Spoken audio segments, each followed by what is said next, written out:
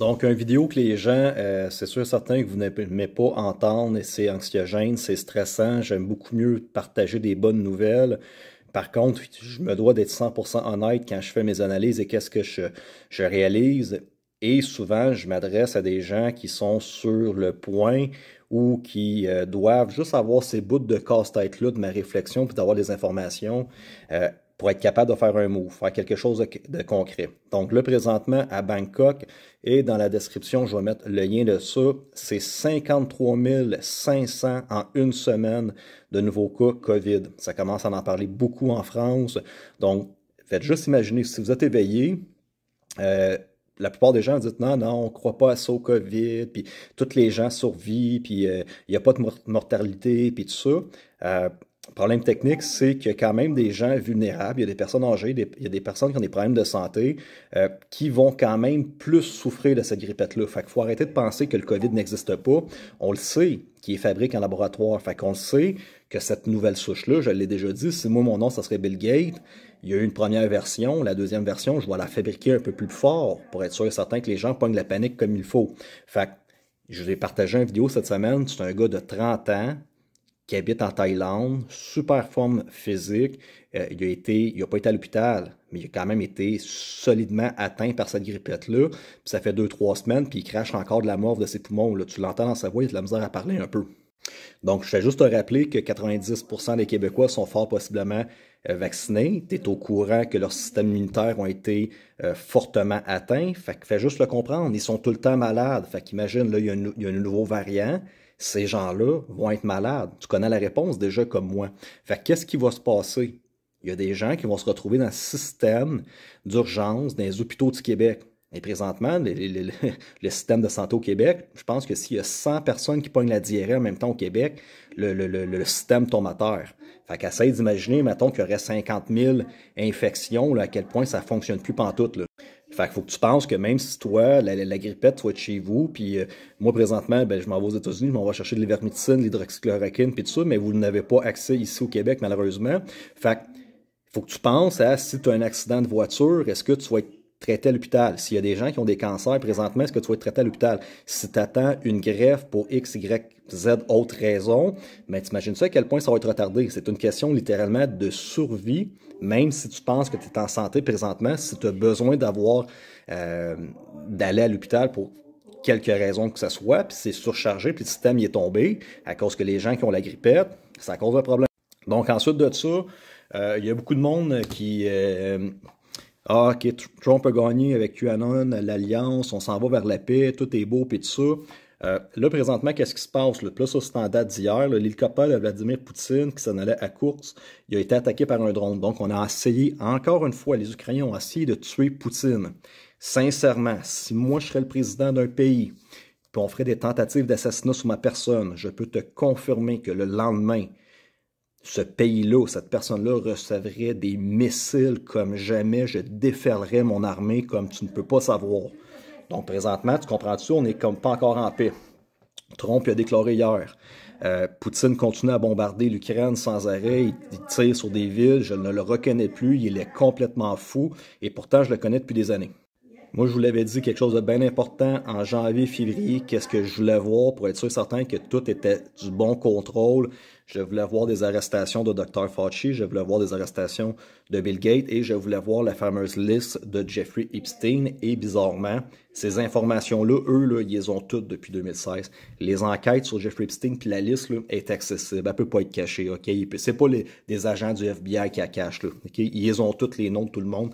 La même chose. Les enquêtes sur Fauci puis Bill Gates. Le Fauci, là, il a commencé ses magouilles avec le SIDA. Là. Fait qu'ils ont des années et des années d'enquête sur ces gens-là.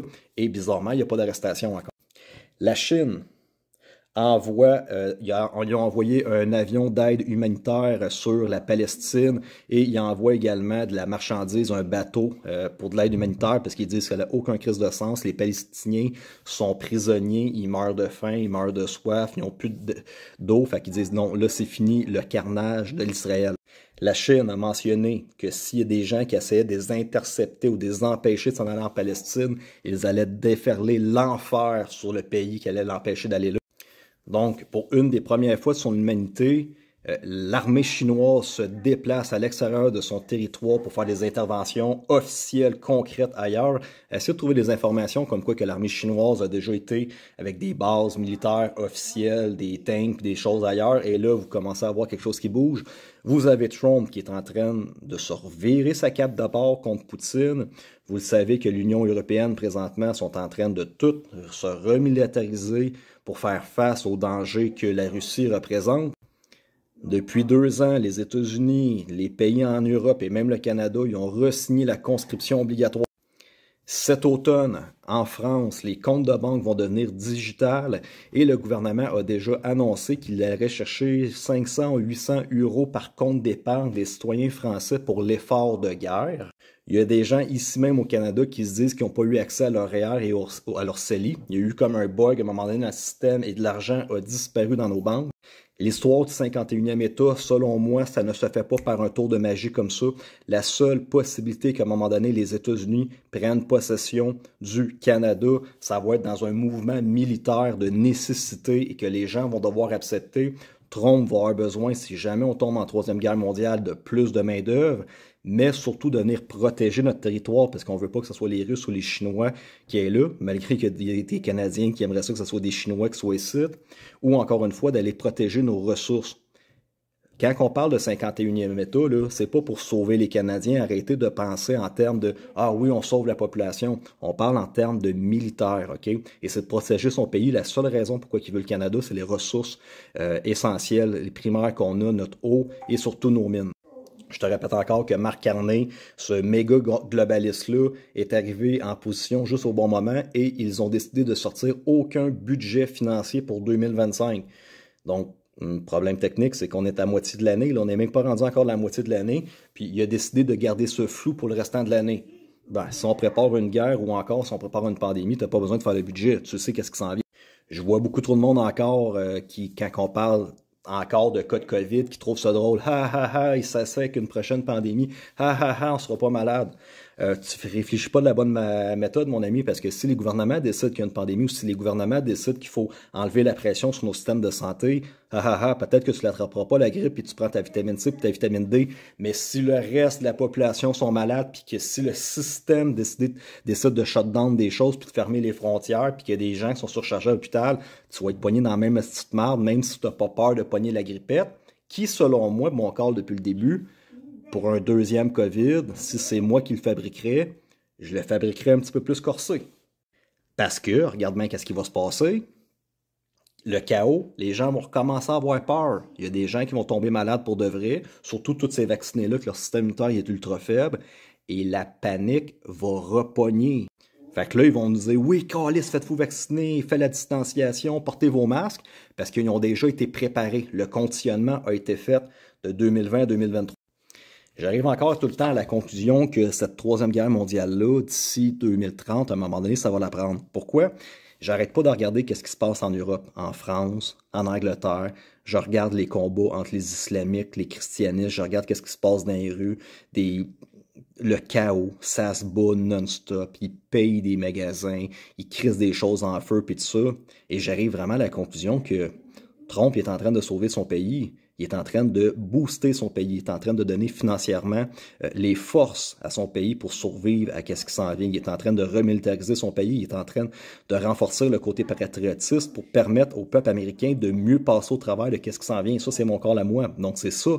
Son mouvement, il ramène l'industrialisation aux États-Unis pour être capable de fournir l'effort de guerre pendant que ça va chier.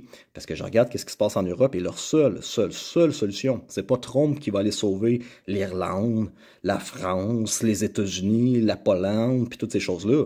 La seule raison que je vois qu'un mec peut se sortir de la merde dans cette situation-là, c'est qu'il déclenche la Grande Guerre en Europe, puis qu'il commence à bombarder pas mal partout, puis qu'il commence à faire un Great Reset.